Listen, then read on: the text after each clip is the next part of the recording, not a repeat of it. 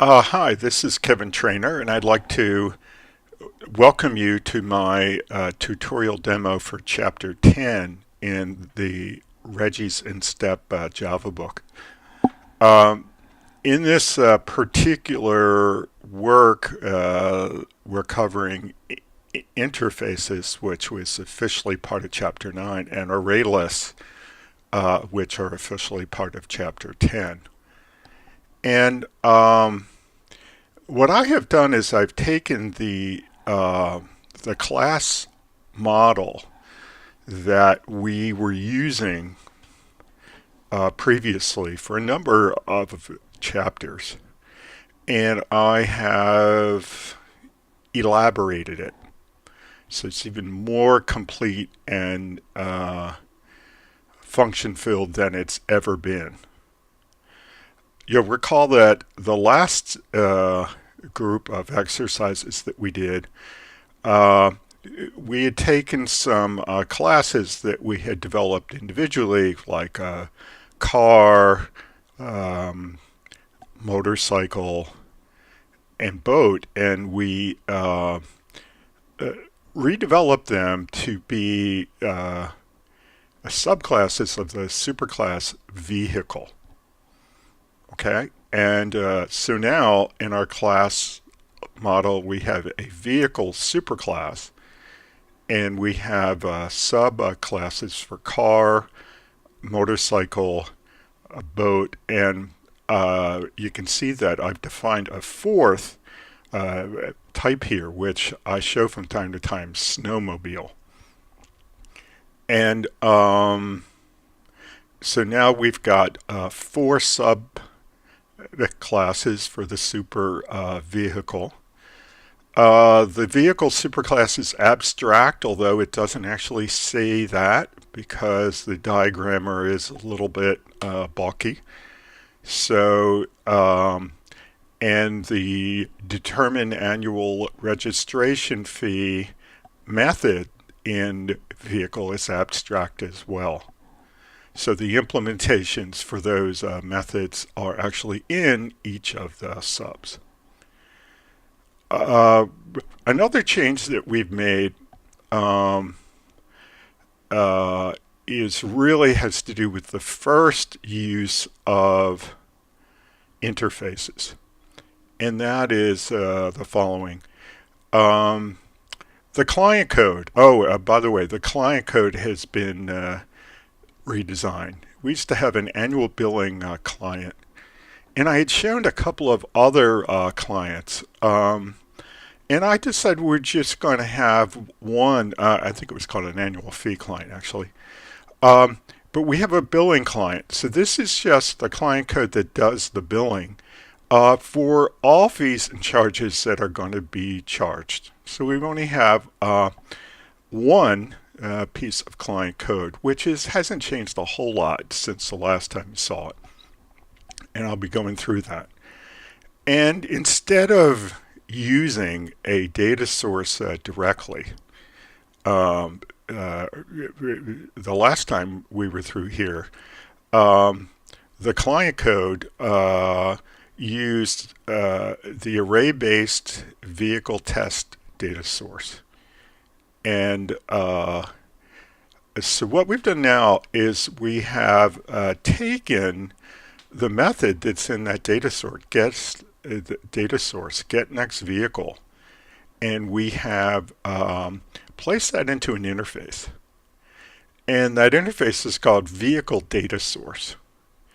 And the idea here is that we're going to have interchangeable, we're going to have more than one plug compatible version of vehicle data source. This is the thing that people do a lot when they're testing. Because what they want when they're testing is that they want a data source that has got some easy test data and is easy to reset, kind of like the data source that we had already. And what they eventually want to do is to replace that with the real data source that's probably implemented with a relational database. So instead of going quite that far, what we've done is we've created a second data source. that is created with an array list. And this is just a chance to show the differences between the capabilities of array lists and arrays, which are neat. And so at this point, we have two classes that implement vehicle data source. They are array-based vehicle test data source and array list-based test data source. I think it's a little bit longer. It should be array list-based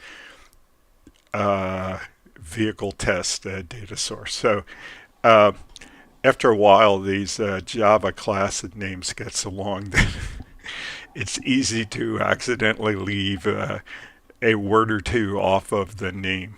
Okay, so you'll have to excuse me there. The diagram's not perfect. And what we can see here is that the billing client, the client code, uses an instance of this interface. So it doesn't have to know whether it has the array-based data source or whether it's using the array list-based data source. And eventually it wouldn't have to know if it was using the production one that used the relational database, because these are plug compatible with each other. It just has to have code that will work with a vehicle data source. And a vehicle data source requires single method, get next vehicle. Okay. And that's how that works. So we've made some changes in the billing client. We've made some changes in the data sources. We have an interface for the data source. The other thing that we've done is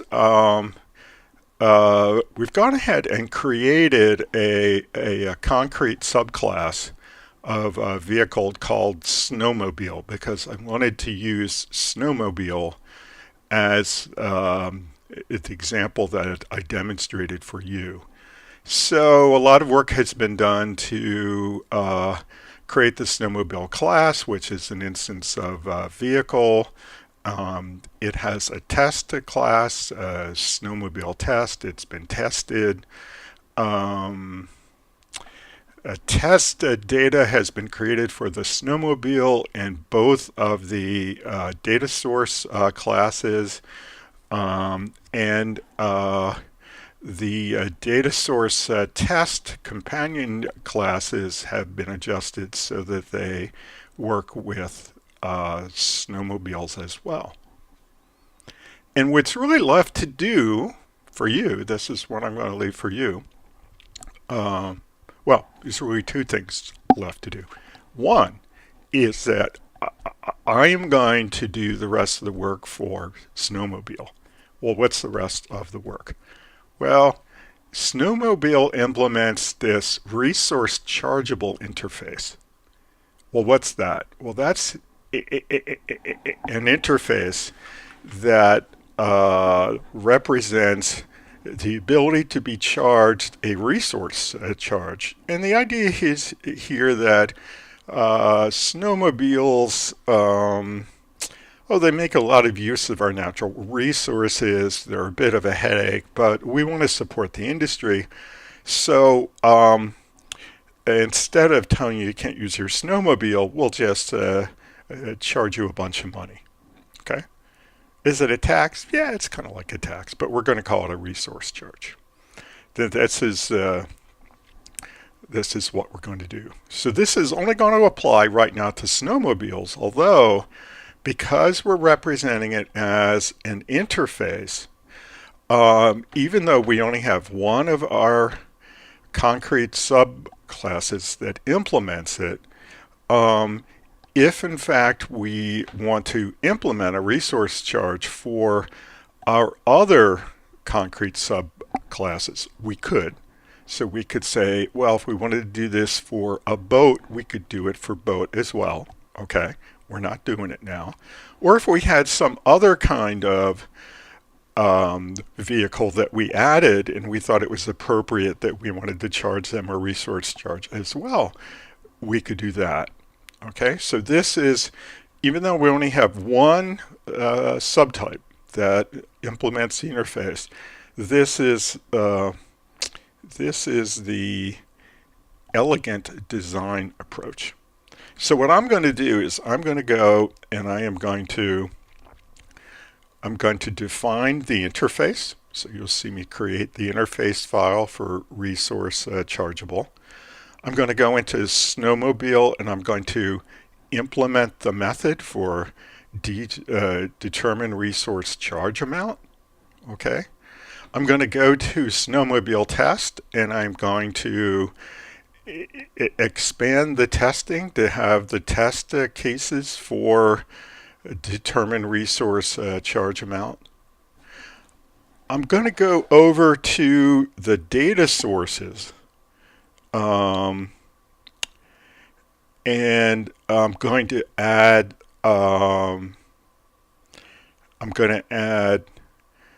Snowmobile to this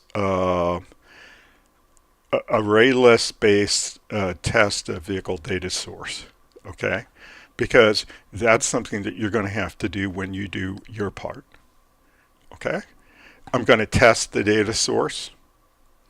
And now it's going to be left to go up to the billing client, and the billing client is going to have to be changed now because currently the billing client only bills for the annual registration fee. And what we're going to do is we're going to bill for the resource charge as well. So after we do the registration fee, we're going to say, do we have a resource chargeable? If we do, we're going to generate a charge for the resource charge. If we don't, we're not going to do it. Okay. And then of course, we're going to have to make sure when we run that, we get the right answers. Okay. So I'm going to do all that in the next of the demo videos. And what you're going to do for your Chapter 10 coding assignment is you're going to do a parallel thing with a boat. Okay, so a boat is going to implement the interface luxury taxable. So I'm going to give you a specification for the changes that have to be made to boat, and we're going to expect you to go there, and you're going to have to create the interface file luxury taxable. It only has one method, determine luxury tax amount. Okay, then you're going to have to go down to boat. You're going to have to change that so that it implements luxury taxable. You're going to have to provide the implementation for determine luxury tax amount. You're going to look at the homework instructions. You're going to look at the coding assignment instructions, and you're going to see the requirements for how to calculate that luxury tax amount. I have a table for you. It's based on the length of the boat in feet, which we already have, so we can call the getter for that. Once we've got that code in, then we're going to go down and we're going to change the boat test. Okay, and we're going to want to do two things with the boat test. We're going to make sure that the boat test works with a luxury taxable. Okay. And we're going to want to make sure that it calculates the proper luxury tax amount. And I've got in the instructions that I published for this coding assignment, I've got some ideas about things you might want to make sure that you test in the unit test, the revised unit tests for boat. Okay, so when you get the unit tests working for boat, now you're going to have to go to the array list based test data source and add the code for boats. Okay. Now, how are you going to do that? Well, you're going to emulate what I did when I put the snowmobiles in. Okay. And then you're going to have to change the test there, make that test go. And then you're going to have to go up to billing client and make it work with luxury taxables. So you're going to take the code that I added for research chargeables and you're going to kind of clone it. Okay, so after billing for the annual registration fee, the code's going to check for resource chargeable. And if that's the case, it's going to generate a line for the resource charge. And then after that, it's going to check for luxury taxable. And if so, it's going to generate the line for the luxury tax. Okay, so this is really completely parallel to what I'm going to demo in the next of my videos. Okay, so having used this UML diagram, which admittedly is not perfect, but it's on its way. Having used this to give you the lay of the land, now I'm going to go through the code and kind of show you the changes that have already been made. Okay? So, let's take a look. Let's give this a shrink. Sorry. So let's shrink this. And let's look at the work that's been done. So, one of the first things that I mentioned is I created the interface vehicle data source. And if you look over here in the Package Explorer panel, you'll see that there's a little purple eye icon on that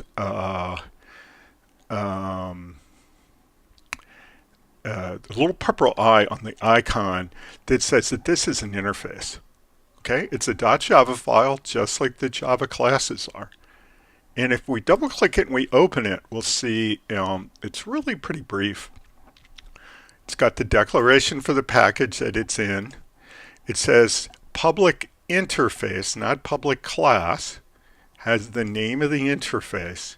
And then it just has a header. It has a stub for each of the methods in the interface.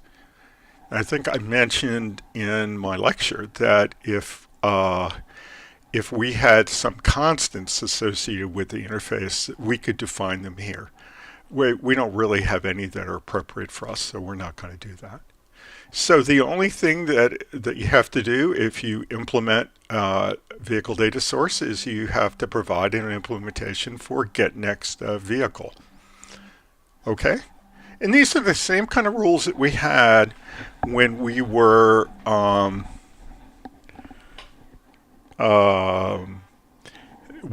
doing abstract methods in abstract superclasses, right? If you say that you implement this interface, then you, as a class, have to provide an implementation for the methods in the interface, in this case, getNextVehicle. Okay. So let's look at those classes. So the class that we already had is we had an array-based vehicle test data source. So let's go see how I changed this. Not very much at all. Okay. The only thing that I did was add implements vehicle data source. Okay. And I didn't have to provide any different code for getNextVehicle because I already had an implementation for getNextVehicle in that class. I mean, that's how I decided what was what the method was. It was going to make up the interface. So the only change that I needed to make to the class was this implements vehicle data source. Okay, I had a test class for that. Let's go take a look at that. So I have an array-based test data source test. It's right here. And did I change this at all? I did change it in the following way. I declared the source in my test. Instead of saying that it was an instance of the class, I said it was an instance of the interface. Because I want to test the ability to declare the variable source as an instance of the interface, not change what I'm actually using. Okay, I instantiate the concrete class just like I used to, and I wanted to make sure that all the tests continued to run. And they did. Okay, so when I took this and I ran it, and I did force it to fail, so we know that it actually runs, but I got it to pass. Okay? All right, well, that makes sense, right? Now, what did I do next? Well, I still don't have any test motorcycles or boats in I'm sorry, I did have test motorcycles or boats in here, didn't I? Let me look at the data source. Do I have those? Vehicles. Yeah, I have the motorcycles, I have the boats. And when I created the class snowmobiles, I had added those. So they're all in there and they're just fine. Okay, so that's fun. I don't have to do anything there. So I've kind of caught up to where I was before. I said what I'm going to do is I'm going to define this vehicle data source interface, and I went back to the one implementation I had, and I make sure that it worked as something that implements the interface, and I even changed the test to test that capability. All right. So what about the other class that is going to implement the other kind of data source, the one that it's based upon an array list? Well, let's go take a look at that. Okay. Oh, that's the test class. We don't want to be there quite yet. In fact, let's close a couple things here because we're going to go nuts. All right. So let's look at the array list based test vehicle data source. This is the data source class itself. Okay. And there are a couple things that are different. Okay. First, a couple things that are different. How did I create this? I cloned the one that works with arrays. This is a case where a good programmer is a lazy programmer. So I said, well, I'm going to start off with the array version. I'm just going to go through. I'm going to make some changes. All right. So I didn't have to change. Of course, I had to, when I copied the file, I changed the name. So now it says array list based. Okay. This also implements a vehicle data source. Okay.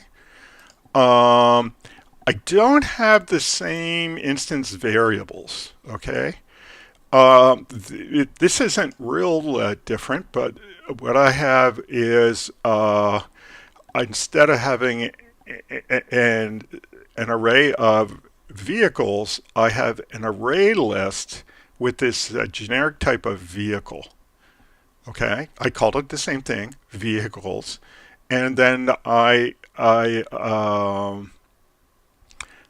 I instantiated the class, I instantiated an array list of vehicle. I don't have to say how long it is. That's one of the major advantages of using an array list. I also created this thing called an iterator, but I'm not going to tell you how that works and what it is until we get down to the bottom. Okay. I had a no argument constructor.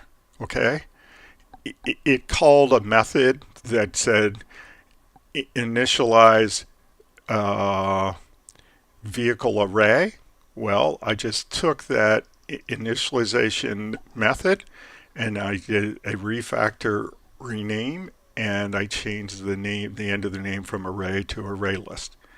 So that changed the name of the method and it changed the call, so that's fine. Now, it's a lot easier to add items to a collection than to an array.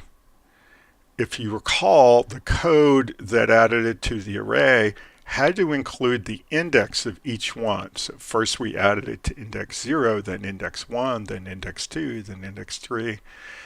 When you are adding things to an array list of vehicles, you simply call add, and then you pass a new vehicle. Now, a car is a vehicle, so that's fine.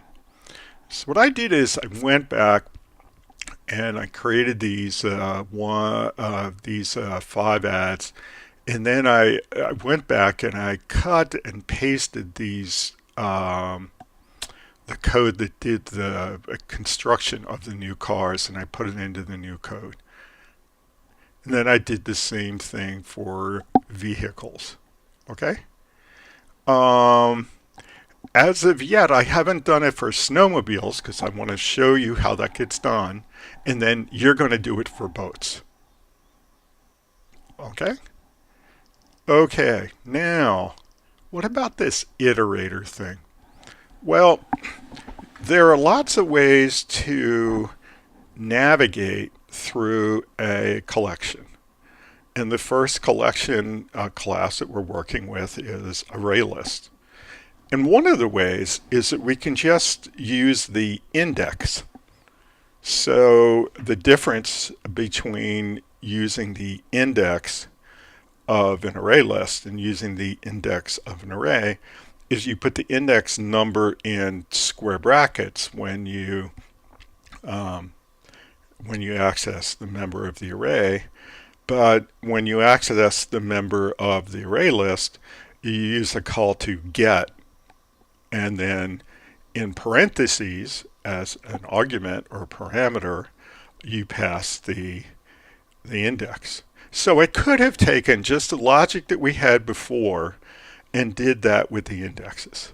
Okay? It would have worked. It would have been a very close code.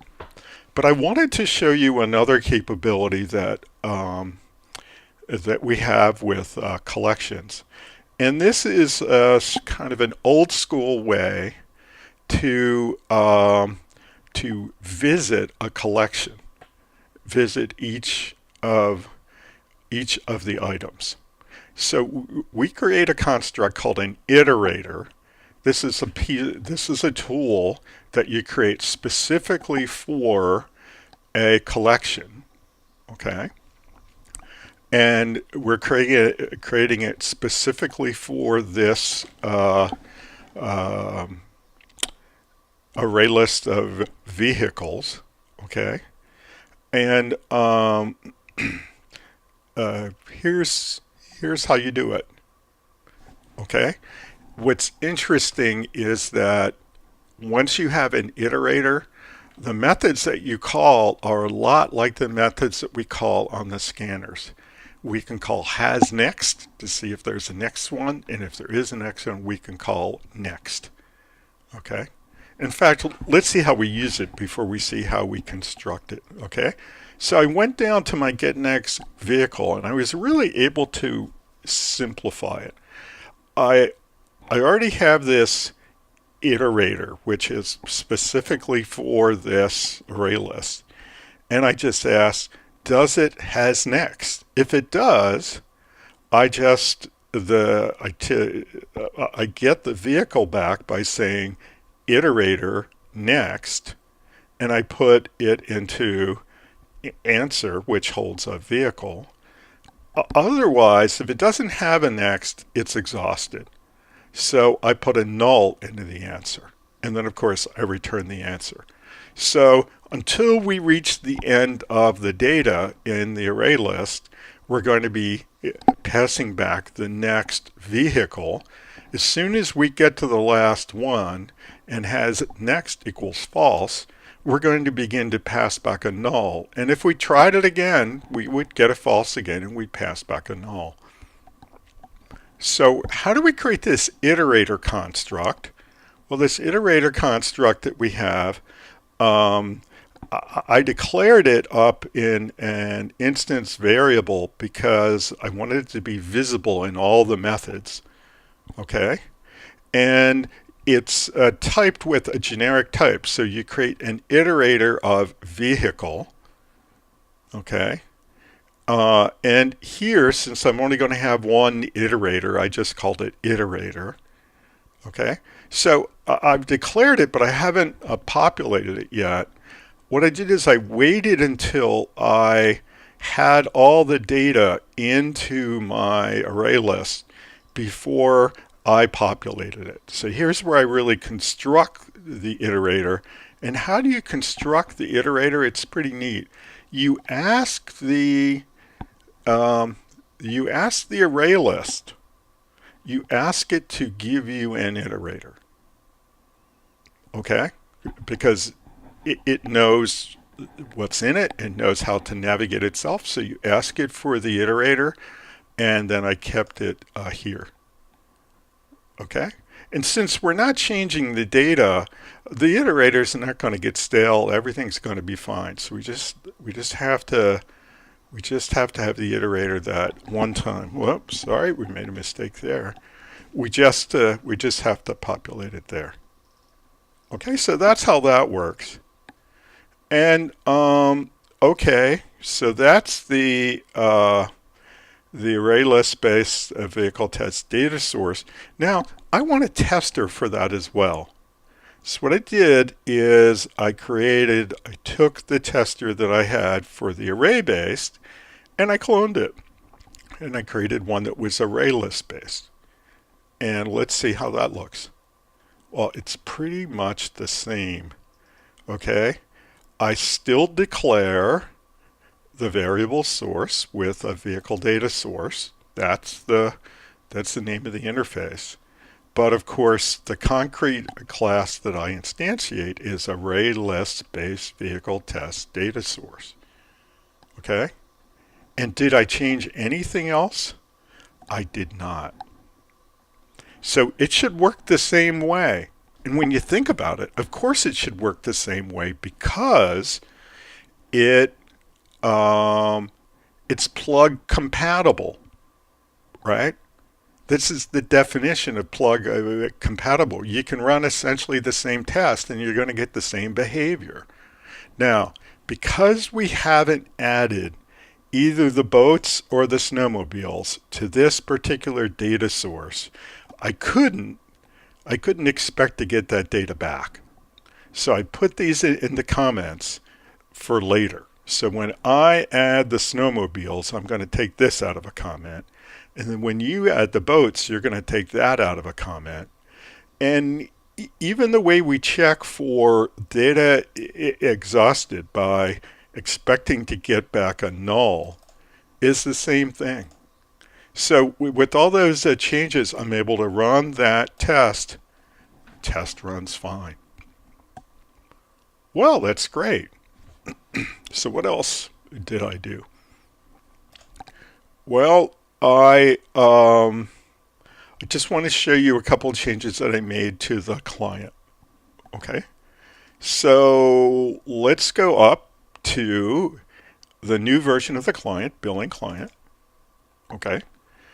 And what kind of changes have I made? I changed the name just by refactor rename. So I had annual fee client. I just renamed it to billing client. So that wasn't too sophisticated. Typically what people do when they're testing and they want to use multiple data sources, they do a simple version of how to switch them. They have a line for each of the data sources that they might be testing with, and they comment out all but the one that they are. So what I did was I took the one I had before, I copied it, right? Then I turned it into a comment, and then I changed it so it's using the new data source, okay? And based upon which one I would like to use, and for the rest of the testing with this, I'd like to use the array list based one because that's what we're really working on.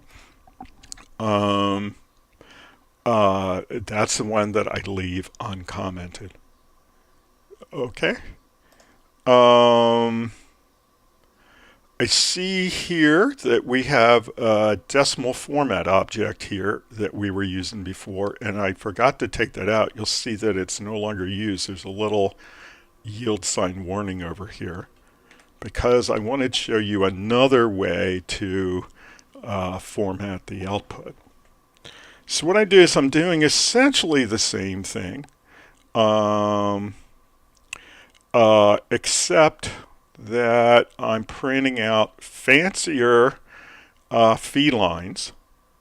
Okay, so instead of just printing out the amount of the annual registration fee, I am printing out a line that says annual registration fee, colon, and then I use a formatted print with a printf. This allows me to justify the amount column so that the amounts are going to line up on our report. And when you do a printf, you don't get a line feed. So this has a new line character added on at the end as an escape character. Okay. So I've changed how I'm printing this this line. Okay. The other thing I'm doing is that I am totaling all the fees that apply to this particular vehicle, so I can print a total line.